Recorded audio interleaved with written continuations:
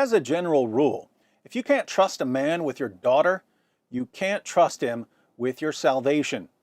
How does this affect our views of Paul and Muhammad? Let's find out.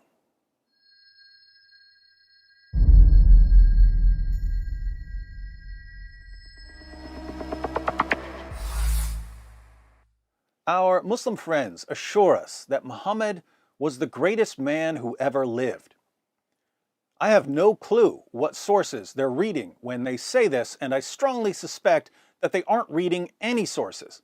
They simply hear wonderful things about Muhammad from their leaders, and they assume that these wonderful things are true without ever bothering to investigate.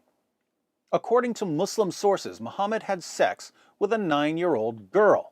He would brag to his followers about having sex with 9 women and girls in a single day. He allowed his followers to rape their female captives and to beat their rebellious wives into submission. He told his followers that women are stupid and immoral and that their testimony is unreliable. He tortured a man for money. He supported his religion through robbery. He had people assassinated for making fun of him. He ordered his followers to execute anyone who leaves Islam. He bought, owned, sold, and traded black African slaves. He referred to Ethiopians as raisin heads and said that Satan looks like a black man.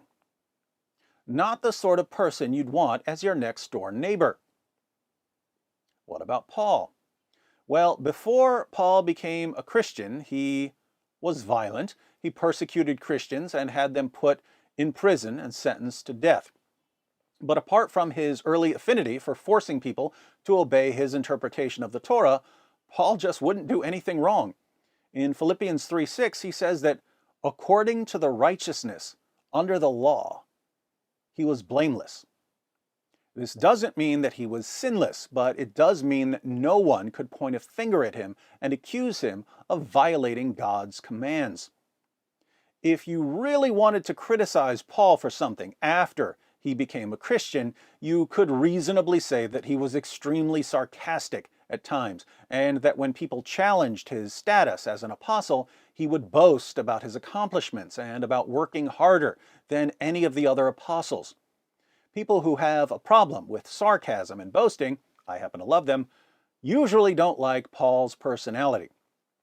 But let's face it, Paul isn't the sort of person you'd need to hide your 9-year-old daughter from. Now, to be fair, Muhammad did share certain positive characteristics with Paul. They both emphasized helping the poor, for instance.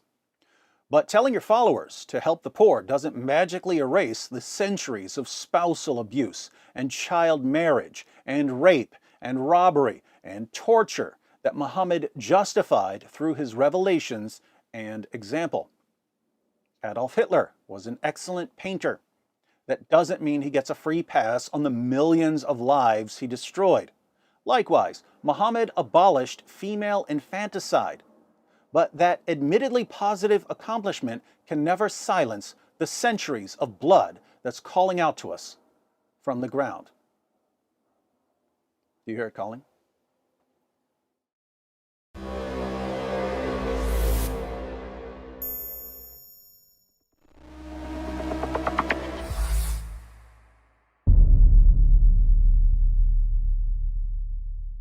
Hi everyone, thanks for watching. In case you stumbled upon this video while browsing or searching, I wanted to let you know that it's part of a series comparing Paul and Muhammad.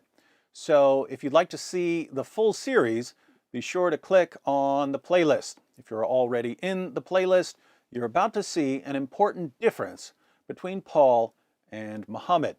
When Paul sinned, he confessed his sins and repented. Muhammad justified his sins and continued in them.